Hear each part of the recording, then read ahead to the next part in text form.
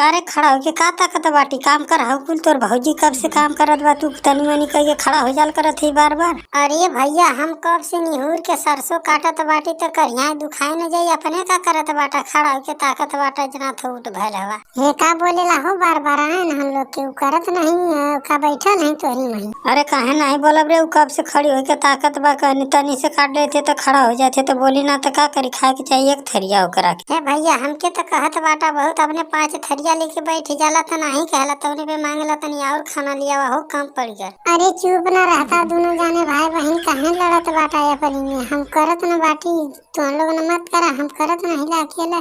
अरे तू राह दे करे के हुआ ना काटत ना है अब तू तनी आराम कर ले 5 मिनट के बाद कटी है। देखा इनकर मेहररुआ के इनके माया लगत बा हमार माया नहीं लगत बा ओकरा कहत बाटा बैठ रे बाद में कटी है तू तनी आराम कर। अरे तो तू के तो कहत बाटी तू आराम कर ले 5 मिनट दोनों ठोरी कला तब कटिया। ये भैया तनी तू जा घरे तब पानी उनी बिस्कुट लेके आवा तब पानी उनी पिया ले बहुत प्यास लगल बा।